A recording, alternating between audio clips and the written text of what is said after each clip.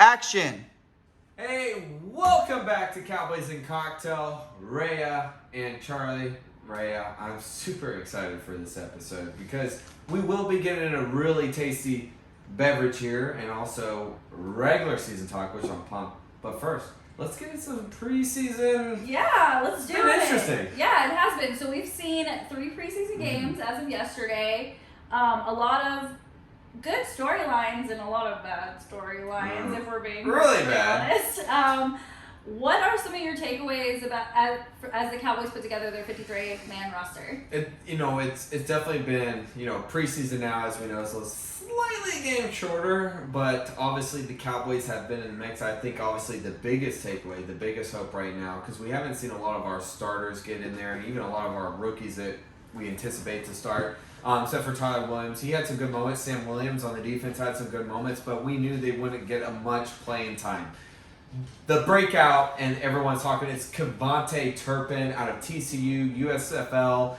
Super excited. What he did a week ago is just crazy. The breakaway it is wild, and it's exactly the recipe with what the Cowboys need right now, especially on return. We've talked about this off camera. It's awesome sometimes to see a CD Lamb there, but that's not where he needs to be because all focus would be on him to be wide receiver 1 right now, while Gallup, and there's a debate there. I still think CD is wide receiver 1, but who is going to be that return guy? And if there's anybody make his name on this spot, and honestly, that we can do a lot of mix that, maybe even fullback in that, it's Turpin. Yeah, I like him where he's at, and I read a really interesting stat for him to have a kick return and a punt return touchdown in the same game. He's one of 3 players to ever do that in an NFL game. That includes preseason and postseason. So what do you think the momentum here is now for him? Obviously that was a huge game, obviously, and he turned up the Jets there. But is this a guy, and you've seen it from, when I'm looking at return, because that's our big need right there, this special team. You look at a Lucky Whitehead, you look at a Derrick Harris. But there were a lot of Lucky Whitehead comparisons. Yeah. You can use him in jet sweeps and stuff. Yeah. He's not just a return man. There's a lot of gadget things, and Kellen Moore is that offensive coordinator that can take those risks and have that creative offense. So I'm looking forward to seeing that. Do you think Turpin can be what, unfortunately, Tavon Allison, what he could have been at that point, what we want to utilize him? And this is, once again, a big need on there, because this is, I think the biggest struggle last season is those breakaways on the return and making things happen. So that speed that I saw both on the punt and the kick return, a lot of big things that we could have used back with a Tavon Austin that we were hoping, which he had his moments back then, but this is what we need now. Yeah, definitely. You just have to beat one guy, right? Yeah. You beat that first guy, you're going to get that yardage, you're going to put the team in great starting field position, which is what we need with a not so high-powered offense compared to the previous seasons. Yeah, no, I totally agree. And I just think, the energy right now, the buzz, I feel like whenever you see this play, a player like this comes in, it's okay, this is the time. Let's see how we can utilize him. This is a weapon we need right now. We don't need, once again, we don't need a CD Lamb in that. No, it's not worth it. It is not worth, the injury, but this is a guy who can play multiple positions, and we need this strong on the return. So that's my biggest takeaway from the preseason is finding a guy like Turpin who, talk about taking advantage of the moment, of the and creating a spark. Because you and I have talked about how lame this offseason has been for this team. We haven't seen any big moves, any big trades. But for him to come out with that power and that mystique and sparkle, if you will, really kind of re-energized Cowboy Nation a little bit. And so I'm really excited to see what they do with him in the regular season. It's going to be exciting. And, as coming into this preseason, there was a little frustration. We lost James Washington early. And so now, breaking news, obviously it's not breaking news much, but Tyron Smith being out. So this preseason, along with this offseason, hasn't been the most exciting. This is the guy I think we're going to be talking about. I think this is the guy that's going to make big plays coming into this regular season. I'm excited. So it's been a little bit long time coming to have a guy like this in the league, and not just in the league, but for the Dallas Cowboys. So. Yeah, definitely. And we've talked about on and off all of last season, special teams was definitely a weakness, and we'll get into the kicking game a little bit here in a sec, but having someone to be excited about and build that part of the team around is just really refreshing, and yeah, like I said, super exciting. I'm ready. I'm pumped. Yeah, let's beef up all three phases. Let's do it. So, let's talk about the drink we're going to do this episode. So, since opening one, game one, Cowboys Tampa Bay rematch from a year ago. Last year, yeah. Not Thursday night, Sunday night, prime time. So, if you're new to watching this, we are always going to do a cocktail from the opposing team's city. So, Tampa Bay, it's got to be none other than the Pirate Punch, right? Yep, exactly. So in the time I've spent in Tampa, since my family lives out there, we do a lot of like boat excursions, and this is the drink they serve you while you're sunbathing on a catamaran. I like it. I mean, Pirate Punch. We're going to break down a little bit the ingredients here, but I can already tell you it's going to be a little bit tasty. Yeah, it's definitely going to hit the sweet spot. No, I'm ready. So, what is in the ingredients before we start making it? Just so we put it out there. Yeah, so this is a combination of rums. I don't know if you're much of a rum drinker, Charlie, are you? I got a little bit of Jack Sparrow in me. A little bit of, speaking of Jack Captain Sparrow, Morgan. we decided to roll with the Captain Morgan Spice Rum this week. I mean, we could have gone with something more local to Florida, but I felt like seeing that we're playing the Bucs, this was the right thing to do. That should be the Bucs mascot, Captain Morgan. Like, how did they not pick that? Come on, Tampa. I'll be your mascot media. Could you imagine Captain Morgan on the Jolly Roger? Oh, it'd be exciting. When I went to the Bucs Stadium, I dragged my dad to the pirate ship because I was like, Dad, I have to see this. I have to be close to it. And they don't just let people on it. You have to have a special permit or be part of the staff. They go all out about their pirate ship. But they love their pirate ship. We'll have Captain Morgan, and we also have white rum with Bacardi, an assortment of juices, some amaretto. So it's gonna be really, really sweet. But like I said, it'll be sneaky and absolutely mess with you. Hey, it's not Pirate Punch for no reason, and Tampa Bay can obviously mess with us, but we'll get in that matchup here in a second. So, do you have any other preseason notes outside of our special teams? So one thing I look at, honestly, the talk a couple days ago, Baker Mayfield there in Carolina. Obviously, he's been named Week 1 starter. Not surprised, right? Mm-hmm. But it's how is that matchup going to happen, right? And I feel like this could be the exact system he needs right now. We'll see if it prolongs. But what he's done so far, I think all that pressure, everything to build up from Cleveland, right? So having him come out, having him shine. I know it's preseason, it's not regular season, but it's that. How is he going to fit in with this system? I think he's fitting in right just fine. So yeah, and now Sam Darnold's injured, so they really don't have a choice.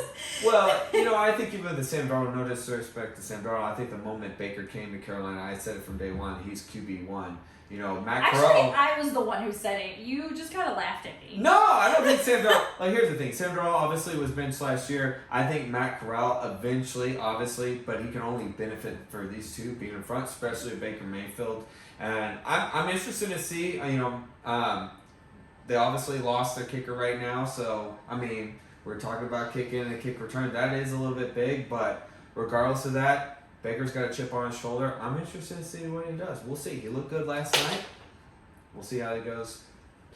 Round 1. Round 1. All right, cool. So before we get into the Cowboys and Bucs matchup, I can't remember the recipe off the top of my head. Producer Bobby, do you want to tell me? Bobby can shout out. Yeah, absolutely. This is a all participation. right, we're going to start off. All right, the recipe calls for 8 ounces of a lot. So we're going to start off with 4 ounces of dark rum. So 4 ounces of Captain Morgan. Ooh, absolutely. Start with the strong stuff. The good stuff. Good old Captain Morgan. So this brings back to college. Oh, that is. And did y'all make these for a punch or for per drink? Because 4 ounces is This is the whole punch. This is a whole punch? 4 ounces? So, that's why we're making it. I was about to say it. I was going to get to it. We're making it in the pitcher. So we're making the whole punch, and then we're going to split it between the two of us. Gotcha. Love it. Because 4 ounces of dark rum is not that much. All right. This is going to be fun. So, okay, we got a little bit of Captain Morgan. Ooh, he pours so nice. Good old Captain. Hey, and while she's pouring that, what about the O-line struggles, Charlie? And Ray, next we're going to do our... 4 ounces of the white. 4 ounces frustrating of white rum. about the O-line as she is she's got the Bacardi going. So she's just trying to... We got producer Bobby over here just heading in. He's giving the shot right there. Making sure we're on point because we are drinking a little bit. So O-line struggles, obviously. Huge loss again. Tyron Smith out. Looks like good chunk of the season. Hamstring tear, and which is obviously like not the best injury you can have. And here's the thing. There's no doubt he is the journal on that O-line. And not to have him is a huge, huge miss. I know he's had his struggles for the last several seasons, especially with health. He's a big wall. So the question is, who's up next? Everyone says, what is the man up next? It's funny because Andrew Whitworth the other night, he's like, I've been getting calls. You know, Andrew Whitworth just won, the Super Bowl with the Rams. My opinion, potential Hall of Famer right there, just retired. But, I mean, obviously, if the Cowboys can get a guy like that, doesn't sound like that's going to be the thing. I think it looks like we're going to rely on Tyler Williams, the recent draft, first round, Tulsa.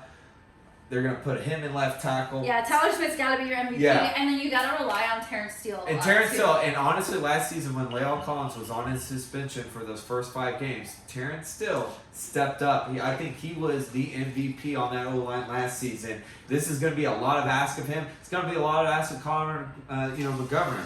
It's going to be a lot of ask of Tyler Biotish. So this whole O-line, the only veteran they have is Zach Martin. So going into the first game, who would your ideal O-line be? Well, I would love, I think you're going to have to go with the rookie and Tyler Smith. Here's the reason why.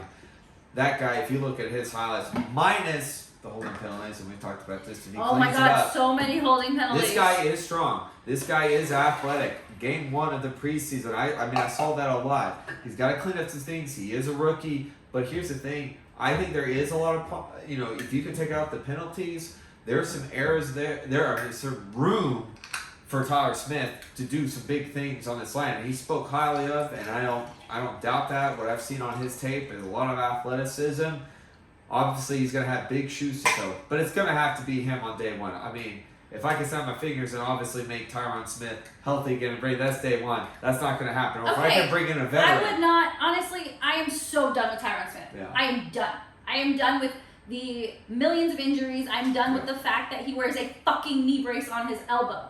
The guy can't stay healthy to save his life, and we've invested so much time and money in him. Yeah. And I'm just done. It is tough, and look, the guy is definitely talented, but unfortunately, I think his body, we saw this with Sean Lee on the defense for many years. Did you call him the Sean Lee of the D-line? He is. Or O-line, sorry. Yeah, of the O-line. It's unfortunate. When he's healthy, he's effective, but the question is when. And it's unfortunate, but this team has to move on. They either need to bring in a veteran, they need to draft. But I think right now, with what they got, they seem to want to go with Tyler Smith right now. That's what Jerry seems to put out. I know he's had his injuries a little bit, but it's not significant. I think that's O-line day 1, and we'll see what happens. If Tyler can, restrict the holding penalties, there's some potential there. But it's going to be a very young O-line outside of Zach Martin. And for Dak, you got to be like, this is a little nail-biting, but we'll see.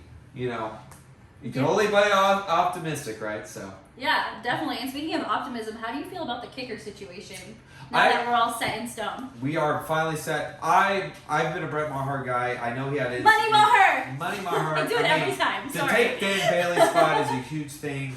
And, had such a great 2018. I know 2019 wasn't up to par. I think there was a little frustration. The reason why, he left in that. I mean, that's not an easy position. But I think if anyone knows this system, if anyone can get as close to accurate as we want, it's Brett Maher. He showed leaps and bounds improvement last season with the Saints.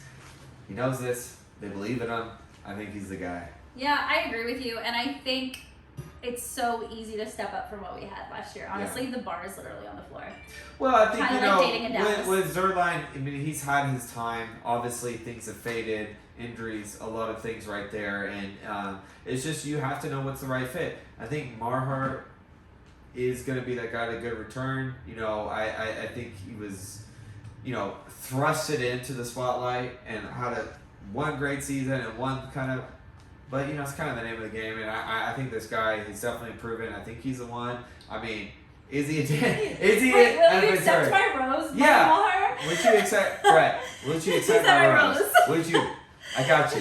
No, but I mean, I think it's good bringing him back. I'm excited to see. We'll see what happens. All right, the last thing I want to talk about before we try this cocktail out is Cowboys Nation seems to be really excited about our tight end situation, which was kind of a surprise. Like, we talked about this last week, how we feel like outside of CeeDee Lamb, who the heck is Dak supposed to throw to? And I mean, we've seen emergence from younger guys on the roster, but like nobody really feels like they're setting up for success in that wide receiver 2 or wide receiver 3 position. Then we have a couple preseason games and everyone's like, oh my God, we are set at tight end. How do you feel about that? Yeah, I think it's exciting because, the combo a year ago that you were hoping for, the most strongest duo, was going to be Dalton Schultz and Blake Jarwin. Unfortunately, an ACL injury has changed that trajectory for Jarwin. Obviously, he's no longer on the team. When I look at Jake Ferguson, a guy who's kind of touted, but, there were some hopes for coming in out of this draft, man, he has shown up big time, and this is exciting. You need that equal, and here's the reason why. Because there's still some question marks with Dalton Schultz, not because of his playing ability, because of his contract. How long will he be here? We did pay him a little bit. I'm shocked he didn't hold out. Honestly, if I were Dalton Schultz, I would have held out like no other. But if you're going to have an equal on the field that's going to push you, what a better duo than what I've seen so far from Jake Ferguson. I see kind of a Blake Jarwin in there. Yeah, and you know what? And we touched on this a little bit last week with the different lineups that Kellen Moore can put together. You're talking about 2 tight end sets. You're looking at 2 running back sets. You're looking at jet sweeps and stuff. We may not have the star power that we're accustomed to, but I feel like there's a lot of creativity that we can play with, and that kind of gets me excited as long as Kellen Moore actually decides to go that way, which hopefully he will, because last year's offense was boring. Yeah, there was a lot of less to be desired there, but I think there's so many question marks in a good way. And what I've seen so far from Jake Ferguson in this part, man, the guy can move, and maybe that is a little bit of the chip on the shoulder, but if you can have that duo, if you can have a lineup, with Schultz and with Jake Ferguson, oh man, things are getting exciting. And we just mentioned earlier with the Turpin, this is what's kind of yes, we didn't have the big offseason move or trade like a lot of teams, but hey, you know what? Jerry's got tricks up his sleeve, and I like think, it when you say things like that. But here's the thing. I think where we've always been the best is with the guys that are underestimated. There's a lot of guys who came to, Roman, for instance, and I'm throwing that out there. A Miles Austin. These are guys on these teams that have definitely had a shake on the crowd. This is what we're known for, right? So Jake Ferguson obviously drafted, I think, fourth round. Yep. Obviously not a lot of the marks on him. He could be, all right. Watch that. I think what I've seen so far is complimentary what we need on tight end. Oh my God, are you going to start saying the phrase complimentary football? We are. Complimentary football. Everybody drink! That is a shot. But no, I'm excited. But what I like about this team is, yes, we haven't made the big moves. And that, don't get me wrong, there's an ounce of frustration. But there's some potential diamonds here that...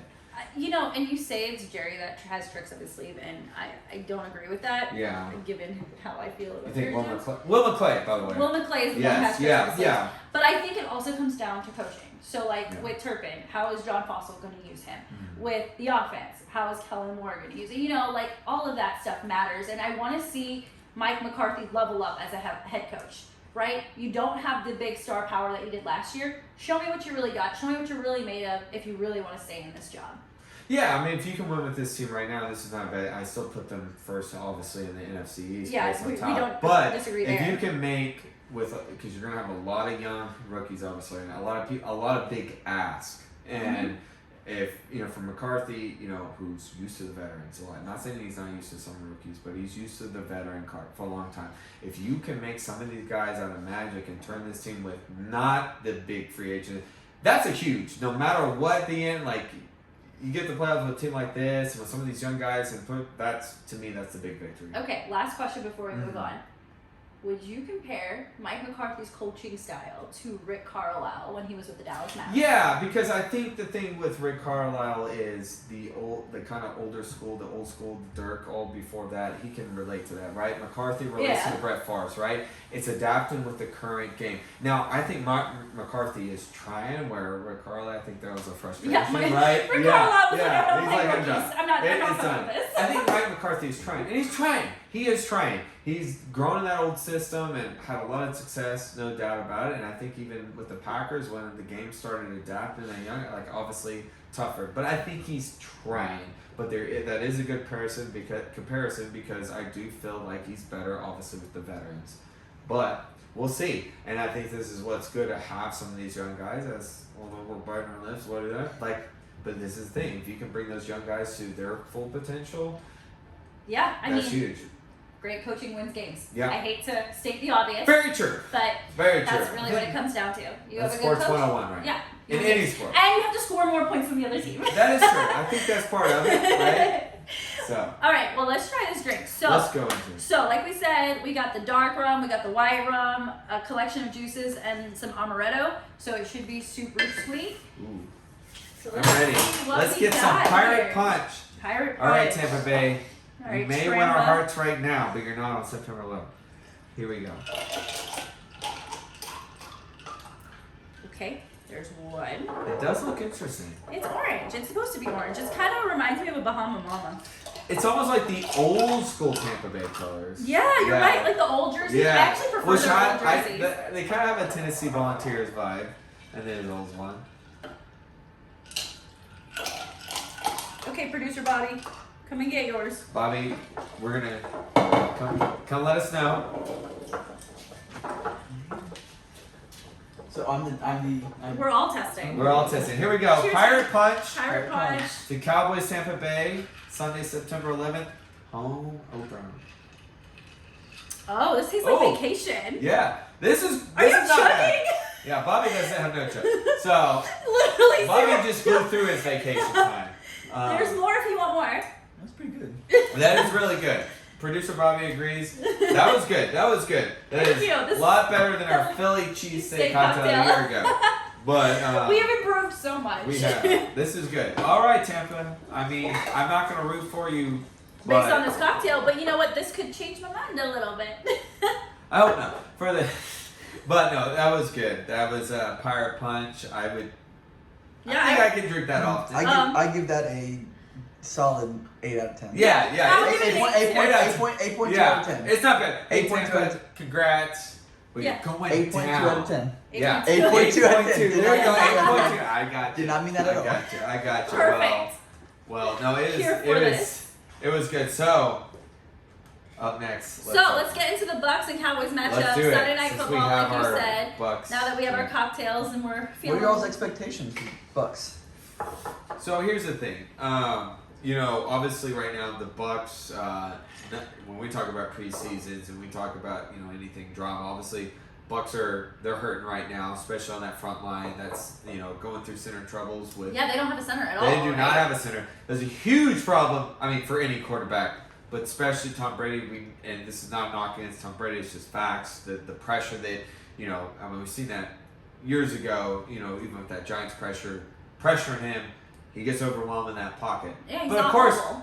but of course, a lot of quarterbacks do that are used to that. So the worst defense you can go up against right now is the Dallas Cowboys defense. Not having a center when you have a Micah Parsons, super athletic, plays the whole field, can run up the center. That is not someone you want to place and not have. I mean, it's hard enough playing with him when you have a center, a strong center, or any line. It's hard enough when that gaping hole in. You got to think right now with Tom Brady, where's his head at? Obviously, he took some personal relief. Yeah, he was out from the 11th to about yesterday. And look, Tom Brady's the GOAT. We all know that. But the thing is, I heard he's getting divorced. I've heard that rumors too. Time is time. And the thing is, when your mind's somewhere else, that's not a good thing.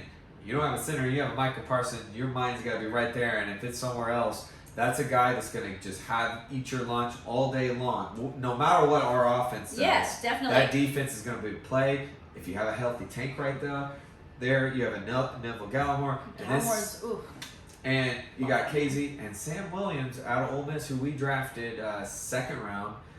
Looks pretty good. Yeah, everyone's raving about him. And He is strong. Point I want to bring up about the Bucs offense is their wide receivers. Godwin coming off an ACL tear. Mike Evans constantly having hamstring issues. You have Julio Jones. And Julio. Yeah. Not the most durable, obviously a solid veteran, but I would call them the all-injury wide receiver group, honestly. And I know I shouldn't throw stones at a glass house being a Cowboys fan, but Well, I think when you look at it is too, like, you just look at what's in front of you, and there's obviously a lot of injuries. There's more question marks with that team, and it's no disrespect, but I mean, there's a lot of injuries. And you have no center. I don't care what team you are. You could be the Kansas City Chiefs. You don't have a center. That is tough, and you're going against one of the high pressure, fast, young defenses. And we already saw what kind of Micah did last year. Yeah. Micah with having a run right up the center right there. So be a big pressure. We've basically destroyed their offense, their quarterbacks, their receivers, and their O-line. How do you feel about their defense? So their defense is going to be interesting because we don't have a left tackle in Tyron Smith right now. Yeah. A while. So we're going to have a young rookie. Yeah. So it is going to be matching that. But here's the different things I feel though. While we may not have obviously what we want in this as far as like a Tyron Smith, I still think we having a Tony Pollard. And here's the thing, a lot of knock on Zeke, he's still a veteran right there. He's still a veteran right there in the blocking there. But here's who's going to have the biggest game. It's not a Tony Pollard. The biggest is CeeDee Lamb. That's going to be the guy. All the pressure is going to be on. How is that connection down the field? He's had a couple drops last year. This is going to be the game that's going to set him apart, and it's going to make him wide receiver one. This is if he wants wide receiver one. This is where I think the pressure. You're not wrong. Yeah. But I have a different view. I think you can get away with a super low-scoring, messy, dirty defensive game. Yeah. I think this game will be won in the trenches. I think Micah Parsons is going to have a couple sacks. I think our DBs are going to shut down their wide receivers, and we're going to win by field goals. And Brett Maher is finally going to make the field goal that did not happen last season. Hey, that's what I'm saying. It's not a bad take. I feel like I said, our offense really hasn't been on the field yet. I don't expect them to come out shooting like crazy. CeeDee Lamb maybe will have a touchdown.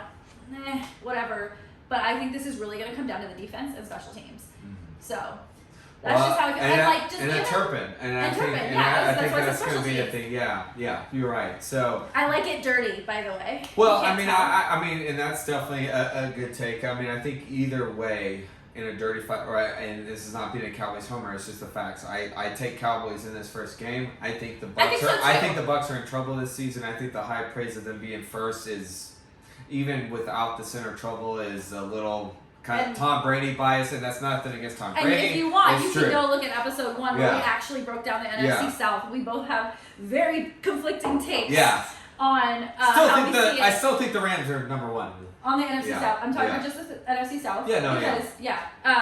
But like I'm saying, we both agree that the Bucs aren't what they have been in the past.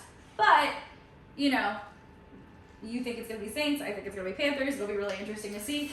But, end of the day, we both have the feeling that the Cowboys are going to win. Yes, I mean, and obviously, once again, they can get revenge from last year, which was the game that they should have had. They should have had. Yeah. And good momentum for them. Obviously, a lot of things, to still improve and work with. Mm-hmm. And I mean, I'm not sold on the whole season in the sense of we'll see. One game at a time. But I think as far as Tampa Bay, where they're all no center, is tough.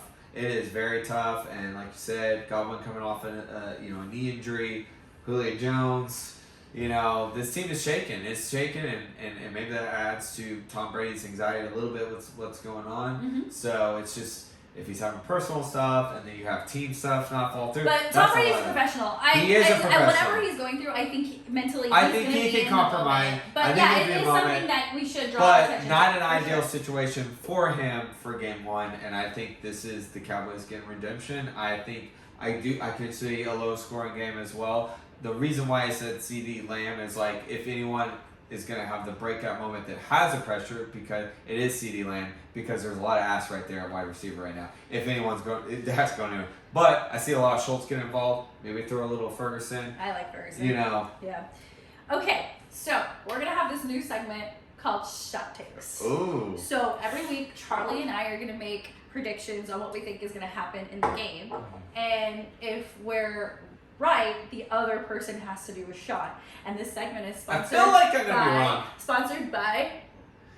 Hey, The Rock, if you want to sponsor us with your nice no, we're not. We're definitely not sponsored by Terramana. Yeah, we're not sponsored by Terramana. We would absolutely but love to be Dwayne, sponsored. if you want to help a low budget Cowboys and cocktails. Please you know, do not contact. sue us for I trying to do say not, we're a sponsor. But I do love your tequila. So if you want I that, was kidding, I promise. no. But if there But are no, like, any real local talk. cocktail places, here we go. But real talk, yeah. Yeah. So shot takes. So Yeah. what is your shot take for Cowboys and Bucs? Cowboys, Bucs. Just one hot take. What do you think? What do you think is gonna happen? It's gonna be a defensive, overwhelming game Okay. from the Cowboys. So give me like a stat. Give me like who's gonna have X amount of sacks or an interception. I'm gonna or- call 3 sacks by Micah Parsons. Ooh, I actually was thinking that, but I decided Yeah. to go a different way. Three sacks by, and that's going to change the directory. And I think you're seeing a couple fumbles by Brady. That's going to set up a field goal and win the game. Okay, I'm with you on that. I was gonna say my shot take is we're winning this game by a field goal. Money Maher is gonna come through for us. Yeah. So And it's an AT&T Stadium. That is, I mean, the electricity there. Game 1, I've been there. Mini opening. It's hard. It's hard to win there. Not that we haven't lost before, but that energy, Game 1. oh yeah, AT&T It's- Stadium is lit. It's crazy. So yeah, I think that's it right there. That's my hot take. 3 sacks by Micah Parsons. Big I game. really thought you were gonna say CD Lamb was gonna have 2 touchdowns. That's what. Yeah, I thought mean was he gonna may, but I don't think that's as big as much as the defense because that's going to be the play. That's going to be the play. What the go. defense Charlie's is. cheating off my notes again, I'm not. just like last We week. just think the same sometimes. It's hard. We try to argue, but for this game, it's a lot of like-mindedness, and I think many people would agree. Yeah. As far as a victory possible outcome, so Yeah, definitely. Okay, so we've made the pirate punch. We Uh-huh. talked Cowboys specifically. Opening week, any matchups getting you riled up and excited? oh, I mean, I think that's. I mean, not to be honest, I think that's the biggest one because, and I'm just saying this. I know it's not other match, but I'm just saying it because You're such a homer. I am a homer. But what's the biggest one for you? Rams and Bills. That's the Thursday So- night opener. The Rams and Bills is very interesting, and obviously there's a lot of Controversy with the controversy Bills. around the Bills, right? You know, not And we both picked the Bills to win Yeah. the Super Bowl, which is really funny. well. I mean, this could be the still Super Bowl matchup going in. Yeah, it could be. And Yeah. I love both coaches, you know, Sean and McVay. you got Von Miller joining. We'll see, you know, obviously for a little bit that's been the thing with the Bills cleaning up that defense. So you got a veteran on that, and Von Miller. Yeah, I still got the Bills winning Yeah. despite all things. I think it's going to be a competitive game. Oh, yeah, definitely. I think it's going to be close. What a way to open Thursday night. It's going to be really awkward. I think Yeah. that first quarter is going to be the most awkward amount of football we're going to see because Yeah. I don't think any of those stars have played a single snap in preseason. No, and that's And- that's a trend going around the whole. And I'm curious to see if the Rams come out with that Super Bowl hangover Yeah. that everybody talks about. I think the Bills are going to come out with that fire, given how they lost that playoff game, and they know they were so close. So, yeah, I really think the Rams are going to be a little hungover. Well, just talk about Josh Allen, how each season just improves and really takes Yeah. command of that team. And, you know, I think he's the, and I say unspoken of the AFC because obviously there's a lot of light on Mahomes. For a while, obviously, Roethlisberger, and he's retiring. A lot of people have gone down and looked at, you know, Herbert, Yeah, I you love know. Herbert. But Allen, I feel I have a lot of faith in him and his leadership and how he stepped up, how he's matured with the team, even in that loss last year. I think if anyone has right now, I think it's the Bills, and I'm super pumped for that Rams matchup. So Yeah, and I think my other key matchup would be Vegas and the Chargers. I know I'm Okay. sticking to LA. I love. yeah, no, that's a great matchup. I love Justin because Herbert. So, like, I have a the problem. biggest question mark is Derek Carr, Devontae Adams. Yep, we That all is want to the see big- it. We all want that to is see the if their biggest- connection makes but- sense. The biggest thing is Khalil Mack right there on the defense with the Chargers. So AFC West is crazy. We said this episode So live. crazy. So the fact that already week 1 we already get a first taste of what's to come, super exciting. I have the Gosh. Chargers though winning that game. I also Maybe have the close. Chargers winning that game because What are y'all thinking about KC and Arizona? yeah, I'm really curious. I have about the Chiefs. Arizona. I have the Chiefs. Here's the thing with Arizona. I'm not an Arizona doubter, Who is but Patrick Mahomes throwing to? he's got Juju if he can stay healthy. Juju. Here's who I'm excited for. TikTok Juju. I think it's going to be Sky Moore. I think Sky Moore is the future of that offense on the right receiver. I love his highlights. Great name for a wide receiver, by the yeah. way. So he's going to go let Sky because he's going to be flying. And if you watch Flying his high highlights, with Sky. if you watch his highlights, Ooh, the fantasy guy, football team there name. you go. he kind of has that CeeDee Lamb aura coming into the league, where it's like it is exciting. Let's see what Mahomes can do with him. Also what a Jamar Chase as well. Like these young wide receivers coming in. This is Sky Moore. This will be. I'm gonna make a prediction. This will be his offense. All right. Well, I mean, they have to. Outside of Travis Kelce, obviously better, but well, I was gonna say future. they have to replace Tyreek Hill. Yeah, Tyreek they Hill have to was- replace, and I think this is young fire right to do it. All right. Well, I think that covers everything for us. Again, we'll post the recipe for the cocktail that Bobby inhaled, by the way. And we're gonna finish off this picture and have a great Saturday night. Anything else to add from you? No, I'm just excited. Regular season's around the corner, so stay tuned. Stay tuned. All right. Thanks, guys. Have a good one. Bye.